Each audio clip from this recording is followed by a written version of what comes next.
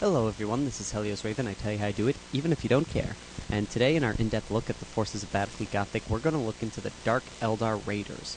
The Dark Eldar Raiders were introduced in the Armada Handbook, and out of all the armies, they got the real short end of the stick in terms of models, ships, and wise. For most of their, for basically they only got 2 ships that can take a variety of forms, and it really kind of hindered them in terms of creativity and number of ships, vessels that they could take. It did allow for some interesting points, but we're going to get into that a little bit later. And with the Dark Eldar, they did introduce a lot of new special rules for them, and one note to make is that Dark Eldar do not use any of the special rules for the Eldar Chorosaurus presented in the Battlefleet Gothic rulebook, unless mentioned here later.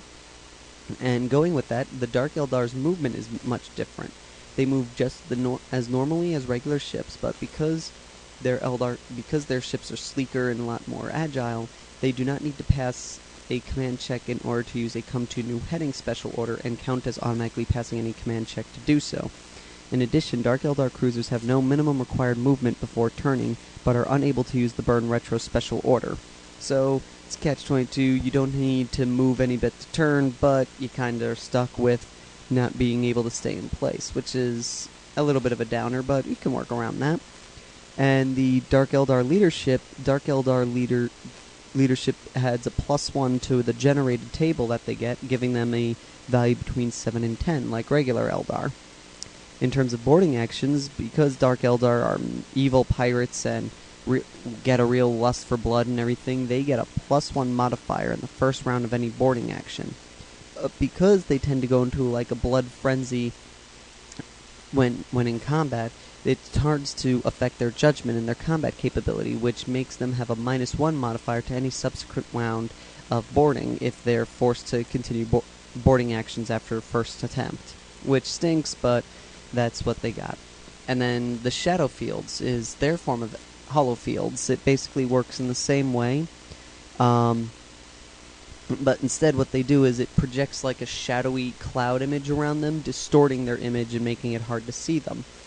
Just like regular Hollow Field shields, it invokes a 1 column shift to the right when being attacked by weapons that use the gunnery table, and on any other type of attack like a lance or torpedo attack, the Dark Eldar player rolls a d6 after the attack has been successful, and on a roll of a 1 the attack counts as being hitting, and on a 2 through 6 the attack misses. The Shadow Fields do not negate the hits from moving through blast markers, exploding ships, and celestial phenomena. They do, however, work against ordnance hits, hit-and-run raids, boarding actions, torpedo attack, teleport attacks, ramming, or nova cannons. They also have what are called slave taking. The Dark Eldar receive a +1 on hit-and-run attacks, meaning they will normally succeed automatically, but may forego rolling on the hit-and-run critical hit table in return for a +10 victory points. This is basically to represent the Dark Eldar, instead of doing any damage to the ship, taking a prisoner, or prisoners, and returning back to their vessel. The +1 on the hit-and-run attacks applies only to the Shadowbringer assault boats, not the Impaler attacks, which we'll get into when we talk about Dark Eldar weaponry.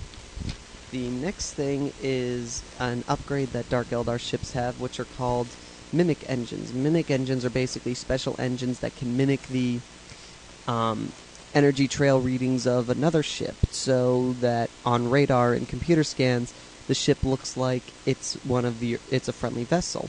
What this allows is it allows the Dark Eldar, after deployment has been done, for any ship with a mimic engine to make 1 normal move immediately after deployment, but before either side has taken a turn.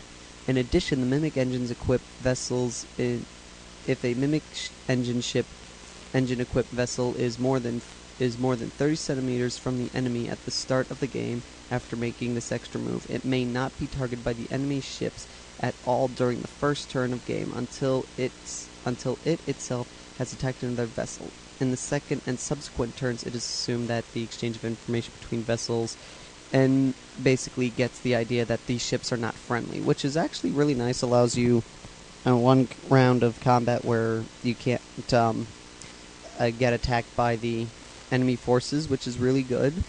And Dark Eldar critical hits. When a Dark Eldar suffers a critical hit, roll 2d6 on the Dark Eldar critical hit table provided, so they get their own special critical hit table. And note that Dark Eldar suffer a critical hit only on a roll of a 6 as normal for other fleets, not a 4+ like the case with Eldar. And then the next thing that was introduced to us are the Dark Eldar weaponry.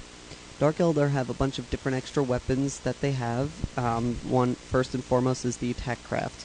The Dark Eldar attack craft consists of Raptor fighters, Razor Wing bombers, and Slave Bringer assault boats.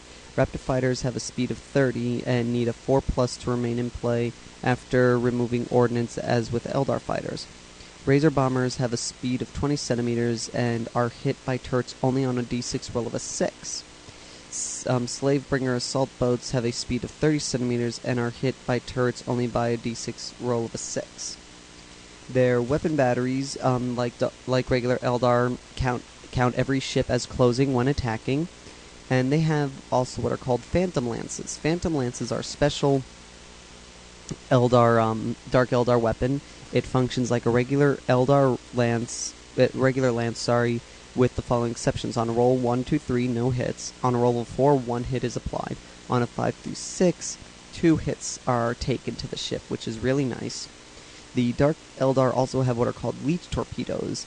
These must be loaded with a specific, at no extra cost. These must be loaded with a specific reload ordnance roll, although a ship may start the scenario with them in the tubes by writing a note on the ship's sheet. Leech torpedoes cause no damage other than a single automatic critical hit. Do not roll for the effect of this critical hit, though. Instead, the leech torpedo causes a minus 10 centimeter speed reduction on its target. A leech torpedo also prevents the target from executing any all-ahead full special orders. The minus 10 penalty is not accumulative. However, so it's not if you get hit 3 times you have a minus 30 range. No, what it means is say if you get hit 3 times, you need to repair the damage 3 times before it'll go away, which is really, really nice. And when not firing leech torpedoes, Dark Eldar ships are equipped with torpedo tubes using the same rules for Eldar torpedoes. So they get Eldar torpedoes, which are really nice, and they get leech torpedoes, which are also very, very nice. Now, there is one more implement that the Dark Eldar got, which is called the Impaler Assault Module. It's basically a giant impaler thing on stick in front of the Dark Eldar ship, which it launches, and it carries a bunch of Eldar troops instead in it. And it also has a 4+ save, and the Eldar can be used. The Empire can only use this save once per ordnance phase, but it does so against a fighter in base But if it does so against a fighter in base contact with a ship and subsequently survives the turret fire, it may then attack the ship normally. Turrets may fire at the Impaler in the same way as against ordnance, but requires a 6 to hit. So basically what they're saying is, like, if you're fighting fighters that are touching the base of a vessel, it goes through the fighters. If it passes its 4+ save, it still is allowed to and survives the turret attacks. It still gets its attack on the vessel itself. The fighters don't stop it, which is really awesome. And when the Impaler successfully moves into contact with the enemy ship, it makes a hit and run attack. Roll a d6 as normal. On a score of a 1, the Impaler boarders are defeated. On a 2 through 6, the Impaler causes a critical hit. However, unlike assault bolts, roll 2d6 and look up the score on the critical hit table, as opposed to just rolling up the score of the hit and run attack, which is really, really nice. And there are some additional rules for the Impaler attack, but I don't want to rush through them, so we're going to continue this in another video. So, until next time, this is Helios Raven, signing off.